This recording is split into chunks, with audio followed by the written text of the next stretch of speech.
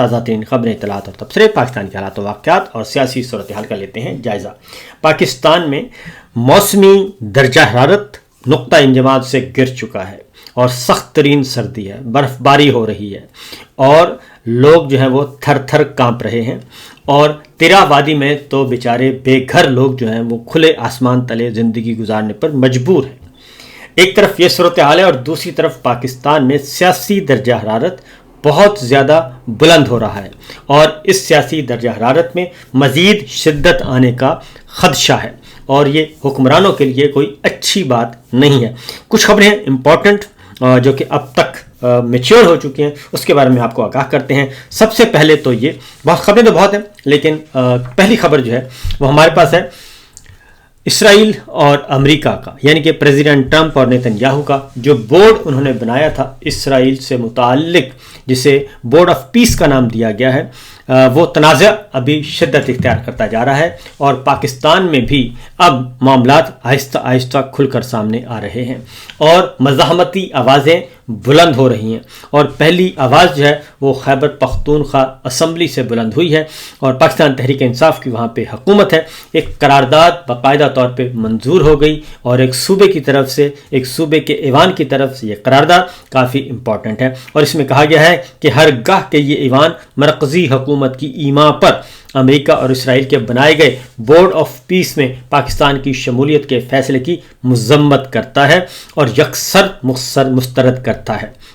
اور یہ واضح کرتا ہے کہ بورڈ آف پیس کی تشکیل اقوام متحدہ کے سیکورٹی کونسل میں پاس کیے گئے قرارداد کی اصل روح کے برعکس اور منافی ہے، اور جس میں فلسطین اور غزہ کی لیڈرشپ کو یکسر نظر انداز کر دیا گیا ہے، کیونکہ یہ جو بورڈ آف پیس ہے اس میں پاکستان نے تو شمولیت اختیار کر لی، لیکن فلسطین اس میں شامل نہیں، فلسطینی ریاست بھی اس میں شامل نہیں، جس سے متعلق یہ بورڈ بنایا گیا ہے۔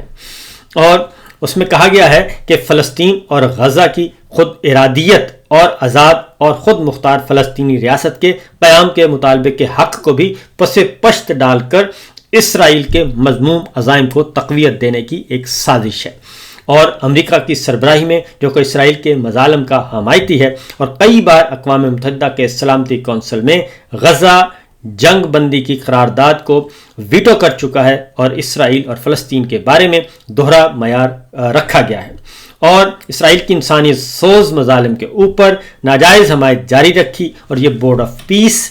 دکھائی دیتا ہے جس کا ایجنڈا امن کے بجائے فلسطین اور غزہ کی تباہی ہے۔ مزید یہ کہ بورڈ سب کمیٹی بھی بنا سکتی ہے جس میں اسرائیل کے ساتھ پاکستان کی ممبرشپ سے شدید خطرہ لاحق ہے، اور اسرائیل کی سربراہی میں سب کمیٹی میں پاکستان کو شامل کیا جائے گا اور جگ ہنسائی کی جائے گی۔ پاکستان کے اصولی موقف جو کہ بانی پاکستان قائد اعظم محمد علی جناح نے بار بار دہرایا ہے کہ اسرائیل کو تسلیم نہیں کیا جائے گا، اور اسرائیل کا وجود فلسطین پر ایک ناجائز قبضہ قرار دیا، اور انصاف، حق خود ارادیت اور مظلوم کی حمایت کو اپنی خارجہ پالیسی کی سوچ بناتا ہے۔ لہذا یہ اسمبلی وفاقی حکومت سے مطالبہ کرتی ہے کہ وہ فلسطین اور غزہ کی خود مختاری، آزادی اور حقوق کی بھرپور حمایت جاری رکھے، اور اسرائیل کے مظالم کے خلاف واضح دو ٹوک اور اصولی موقف اختیار کرتے ہوئے کسی بھی ایسی مہم کا حصہ نہ بنے کہ فلسطینیوں کے اصولی موقف کے منافی ہو۔ یہ قرارداد آج پیش کی گئی، اور یہ قرارداد منظور کر لی گئی ہے، اور یہ پاس ہوئی ہے جی یونانیمسلی، اور اس میں یعنی اپوزیشن بھی شامل ہے، اس میں مسلم لیگ نواز، JUI، ANP سب کے سب یہ شامل ہیں، اور اس قرارداد کی کسی نے بھی مخالفت نہیں کی۔ تو یہ پہلا جو ہے وہ پتھر آیا ہے، پہلی آواز بلند ہوئی ہے۔ اس کا مطلب ہے کہ پاکستان تحریک انصاف اور پاکستان کی سیاسی جماعتیں ابھی تک موجود ہیں اور کچھ نہ کچھ کام کر رہی ہیں۔ بہرحال اگلی خبر ہے جناب، کیونکہ یہ بات واضح طور پر ایک پاکستان تحریک انصاف کو کہا جاتا تھا کہ یہ یہودی ایجنٹ ہے، اور اسی طرف سے آیا ہے، ابھی تک پنجاب کی طرف سے، سندھ کی طرف سے، بلوچستان کی طرف سے، اور آزاد کشمیر کی اسمبلی کی طرف سے، گلگت بلتستان کی طرف سے ابھی تک کوئی ایسی ایکٹ نہیں کیا گیا جہاں پہ اس وقت الیکشن چوروں کی حکومت ہے۔ تو اگلا جو ہے معاملہ ہے جی وہ ہے عمران خان صاحب کی قید کو، قید تنہائی کو ہو گئے ہیں 100 دن۔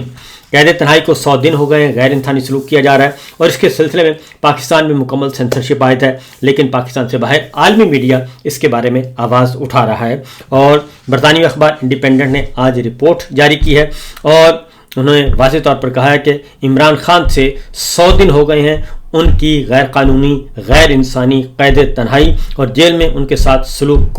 غیر انسانی سلوک کو 100 دن ہو گئے ہیں اور قید تنہائی میں رکھا ہوا ہے۔ تو ان 100 دنوں میں عمران خان صاحب کے ساتھ جیل سے باہر کسی قسم کا کسی سے کوئی رابطہ نہیں، نہ ان کے فیملی ممبرز کا، نہ وکلا کا، نہ کسی اور شخصیت کا۔ اور اس میں واضح طور پر اس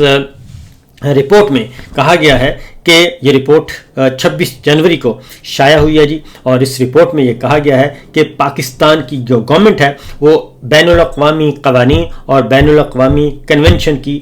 مخالفت کر رہی ہے اور ان کی خلاف ورزی کر رہی ہے صریحاً۔ ICCPR کنونشن جس میں پاکستان نے دستخط کیے ہوئے ہیں، اس کنونشن کی بھی خلاف ورزی ہے جو سیاسی قیدیوں کے ساتھ کی جا رہی ہے اس وقت جیل میں عمران خان اور دیگر کے ساتھ۔ تو عمران خان کی 100 دن کی قید تنہائی، غیر انسانی سلوک پہ عالمی میڈیا آواز اٹھا رہا ہے، لیکن ہمارے ہاں مکمل طور پر خاموشی ہے۔ تو میں آپ کو ایک بات بتا دوں کہ پاکستان کے حکمرانوں کی وجہ سے پاکستان کے خلاف ایک مقدمہ تیار ہو رہا ہے، اور وہ مقدمہ ہے انسانی حقوق کی مسلسل خلاف ورزیاں، اور انسانی حقوق کی مسلسل خلاف ورزیاں،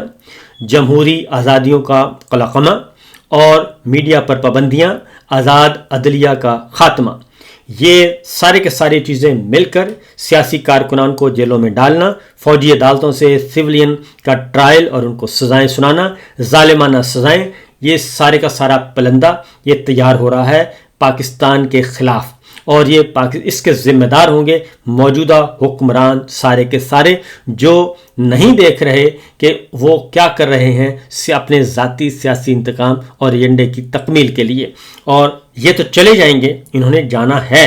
اور انہوں نے جانا بھی بہت رسوا ہو کے ہے، لیکن اس کا خمیازہ جو ہے وہ آنے والے بھگتیں گے، وہ پاکستان اور پاکستانی عوام اور آنے والی پاکستانی حکومتیں اور آنے والے ہمارے فوجی قیادت جو ہے اس کو بھگتنا پڑے گا۔ اس لیے ان کا ہاتھ روکنا چاہیے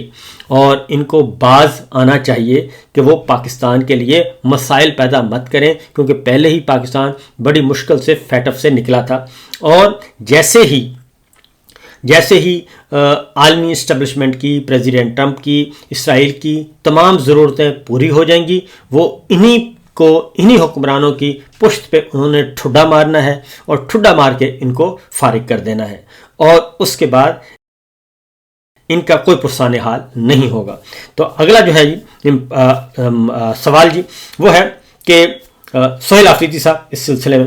آواز بلند کر رہے ہیں، لیکن اس سے پہلے آج وکلا کا سارا دن بائیکاٹ رہا عدالتوں کا، انہوں نے احتجاج کیا، مظاہرہ کیا، اور عدالتوں کا بھی بائیکاٹ کیا، اور خاص طور پہ ایک اور تناظر میں بھی دیکھا جا رہا ہے، کیونکہ آج بھرپور طریقے سے اس میں حصہ لیا گیا، اور سرکار سے جڑے ہوئے وکلا بھی اس میں حصہ لے رہے ہیں، جن کو عرف عام میں تارڑ گروپ کہا جاتا ہے، اور تارڑ گروپ بھی اس ایمان مزاری اور ہادی چٹھا کو جو سزائیں ہوئی ہیں اس پہ احتجاج کر رہے ہیں۔ اب سوال یہ پیدا ہوتا ہے کہ کیا یہ احتجاج جینون ہے، یہ مستقل ہے، یا محض عارضی ہے، صرف اس لیے کہ یہ جو الیکشن ہو رہے ہیں بار ایسوسی ایشنز کے، ہائی کورٹ بار کے، اور ان الیکشنز کو جیتنے کے لیے یہ سب کچھ کیا جا رہا ہے؟ یہ ایک امپورٹنٹ کویشچن ہے جو کہ بہت ضروری ہے، اور یہ داخلی سیاست ہے وکلا کی، یا پھر واقعتاً رول آف لا چاہتے ہیں، آئین کی بالادستی چاہتے ہیں، عدالتی نظام کی بحالی چاہتے ہیں، 26ویں اور 27ویں غیر آئینی ترمیم کا خاتمہ چاہتے ہیں وکلا۔ یہ بہت امپورٹنٹ ہے، کیونکہ یہ حیرت ہے کہ جو سرکار سے جڑے ہوئے وکلا ہیں وہ بھی اس میں شریک ہیں۔ بہرحال دیکھنا ہے کہ اس میں ایمان مزاری اور ہادی چٹھا کو کوئی ریلیف ملتا ہے یا نہیں، اور کیا مجموعی طور پر ہمارا یہ نظام جو ہے وہ فسطائیت کے چنگل سے آزاد ہوتا ہے یا نہیں۔ اگلا سوال ہے جناب وہ ہے ایک اور بڑا دلچسپ ہے میرے سامنے، 100 گانوں کی فہرست پڑی ہے، اس 132 گانوں کی، اس پہ بعد میں آتے ہیں، لیکن ایک اور خبر لے لیں، اور وہ ہے جناب جنرل عاصم منیر صاحب اور مریم نواز صاحب کے درمیان معاہدہ، اور CDF chief of defence forces کا نوٹیفیکیشن وہ رک گیا تھا، اور ایک ہفتہ رکا رہا۔ ایک ہفتے کی تاخیر کے بعد 5 دسمبر کو یہ نوٹیفیکیشن ہوا، جبکہ جنرل عاصم منیر صاحب 28 نومبر کو ریٹائر ہو چکے تھے بطور آرمی چیف اپنی مدت ملازمت 3 سال پوری ہونے پہ۔ اب 28 نومبر سے لے کر 5 دسمبر تک کوئی بھی نہیں تھا آرمی چیف، اور 5 دسمبر کو نوٹیفیکیشن ہوتا ہے جنرل عاصم منیر صاحب کے چیف آف ڈیفنس فورسز کا،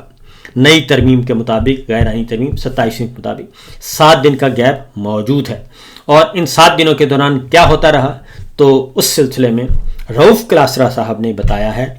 کہ انہیں شیر افضل مروت صاحب نے بتایا ہے کہ یہ معاہدہ ہو چکا ہے مریم صاحبہ کے درمیان اور عاصم منیر صاحب کے درمیان، اور وہ معاہدہ یہ ہوا ہے کہ سی ڈی ایف کا جو عہدہ ہے وہ جنرل صاحب کو دیا گیا ہے اس شرط پر، یہ لکھا ہے جناب، ابھی سے کہا جا رہا ہے کہ مریم نواز صاحبہ اگلی بار وزیر اعظم ہوں گی، اور بقول شیر افضل مروت field marshal K C D F notification کے وقت یہ طے ہو گیا تھا۔ اب یہ آ چکی ہیں، ہم تو پہلے بھی کہہ رہے تھے کہ جناب یہی معاملات ہے، یہی سب کچھ ہے۔